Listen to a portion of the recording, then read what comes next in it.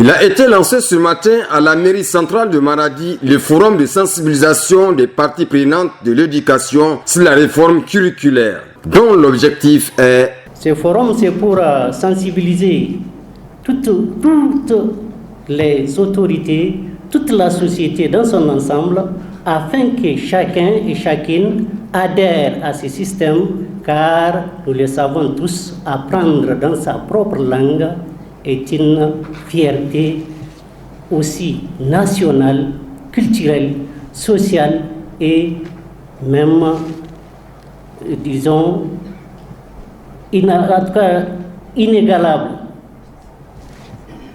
À cet effet, nos autorités, depuis fort longtemps, ont pensé à l'utilisation, au travail de nos langues, à les enseigner et à les améliorer afin que l'acquisition de connaissances pour les élèves soit facilitée et qu'ils savent lire, écrire dans leur propre langue.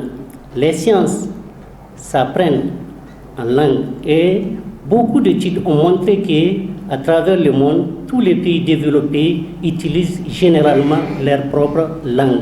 Pourquoi rester en marge de la marche mondiale?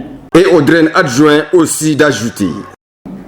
Normalement, il n'y a aucune difficulté à ce qu'il y ait des choix de langue au niveau pays, au niveau région.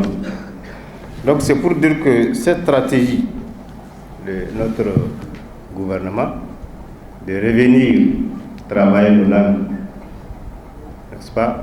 C'est quelque chose qui est espéré de tous et nous espérons que ça va débloquer en quelque sorte le problème des enseignements-apprentissages qui, demain, sera le vivier qui permettra à nos langues de se développer sur le plan scientifique, etc.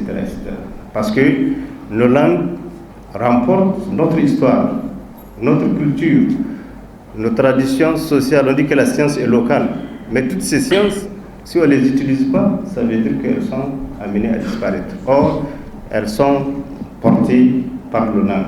Depuis des années déjà, le Niger avait opté pour la refondation de son curriculum à travers plusieurs programmes dans l'objectif d'améliorer l'efficacité du système éducatif et la qualité des enseignements et apprentissages. Du reste, concernant l'enseignement par les langues, les études psycholinguistiques ont démontré l'importance de la langue maternelle dans l'acquisition des connaissances. Mesdames et messieurs, l'éducation est le levier du développement socio-économique d'une nation. Conscients de cela, les autorités ont, au cours de nombreuses occasions, réaffirmé leur engagement en faveur de l'éducation des enfants. C'est ainsi que lors du lancement du Forum sur l'éducation tenu à Niamey en 2012, elles déclaraient leur ambition pour l'éducation en ces termes.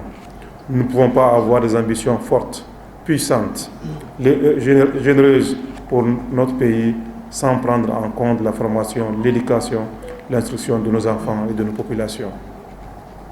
La présente réforme s'inscrit dans cette dynamique.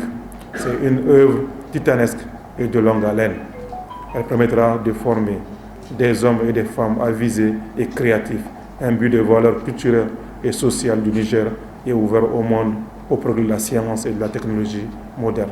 Notez qu'auparavant, le président du Conseil des villes de Maradi, dans son mot de bienvenue, a appelé tous les acteurs de l'éducation présents à bien cerner cette réforme curriculaire afin de faciliter sa vulgarisation à tous les niveaux.